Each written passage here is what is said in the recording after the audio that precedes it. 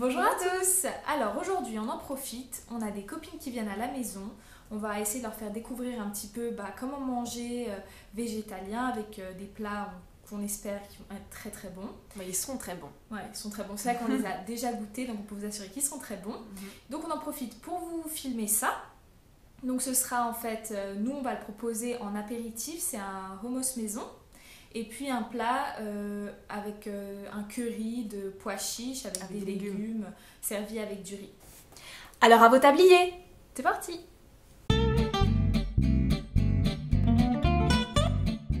Alors pour notre hummus maison, il vous faudra des épices, de l'eau, de l'ail, du jus de citron, du sel, des pois chiches et du tahin. Alors qu'est-ce que le tahin? C'est une purée de sésame. Concernant les épices, nous avons choisi du paprika, du cumin qui donne ce petit goût qu'on connaît bien au hummus et du poivre. Pour cette recette, une seule gousse d'ail suffit. Il faudra l'éplucher puis enlever en son centre le germe qui rend l'ail beaucoup plus difficile à digérer. La suite de la recette est vraiment très rapide et très simple. Il vous suffit de prendre une boîte de pois chiches de 400 g, de les avoir rincés et égouttés, de les mettre dans le blender. Ajoutez-y 60 ml de jus de citron jaune, puis 2 cuillères à soupe de tahin, 2 cuillères à soupe d'eau. Si vous souhaitez un hummus un peu plus liquide, vous pouvez en ajouter un peu plus. Pour les épices, il vous faudra une cuillère à café bien remplie de cumin, une demi-cuillère à café de paprika, puis ajoutez l'ail, soit haché finement, soit au presse-ail. Enfin, mettez une pincée de poivre, une pincée de sel. On mixe ensuite le tout jusqu'à obtenir une pâte homogène. Une fois mixé, si vous voyez que votre préparation n'est pas assez liquide selon vous, vous pouvez rajouter de l'eau. Et c'est déjà fini!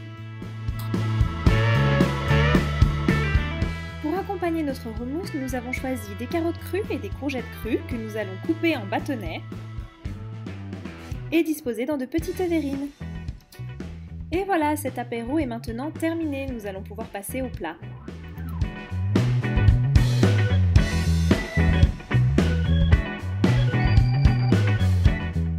Nous allons utiliser du lait de coco, du concentré de tomate, un oignon, du bouillon, de l'ail, des épices, des pommes de terre, du brocoli, des carottes, du sucre de coco ainsi que des pois chiches.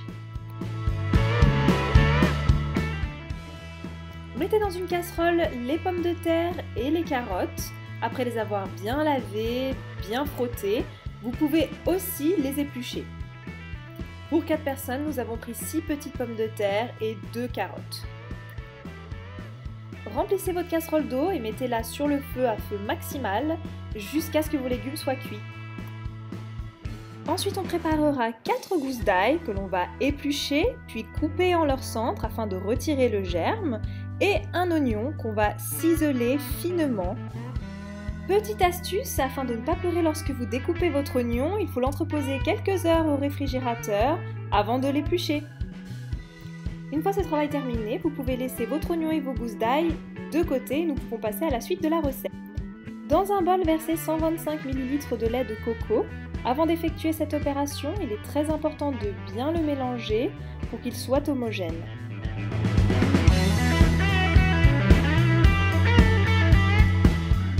Puis ajoutez 125 ml de concentré de tomate.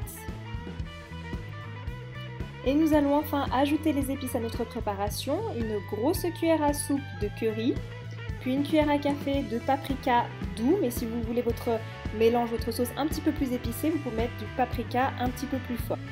Et ajoutez enfin la cuillère à soupe de sucre de coco et remuez énergiquement jusqu'à ce que ça vous fasse une sauce assez épaisse mais plutôt homogène.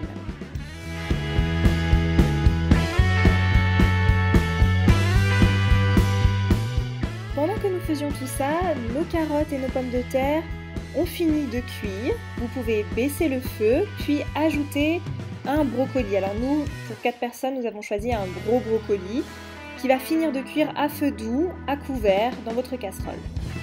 Le brocoli ne va prendre que quelques minutes pour cuire. Alors pendant ce temps, vous pouvez dans une poêle débuter la cuisson de l'oignon à feu doux, sans matière grasse puisque nous avons déjà le lait de coco qui va s'ajouter à la recette et qui est déjà relativement gras.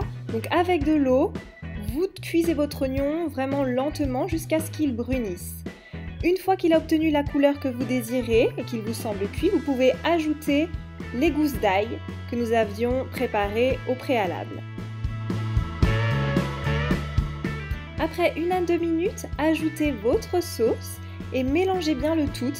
Attention, restez toujours à feu moyen parce que les oignons et l'ail risqueraient de brûler et ça donnerait un goût très amer à votre préparation.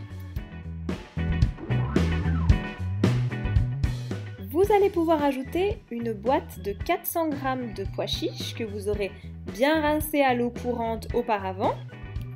Vous pouvez enfin ajouter vos légumes et les découper tranquillement dans la poêle. Votre sauce étant un peu épaisse, vous pourrez la diluer en ajoutant un mélange de 125 ml d'eau et d'une demi-cuillère à café de bouillon. Alors ce bouillon, on l'adore parce qu'il est évidemment vegan, mais aussi il est sans gras. N'oubliez pas d'ajouter du sel et du poivre selon vos goûts. Et voilà, votre recette est maintenant parfaite. Du riz et de la salade accompagneront très bien ce plat.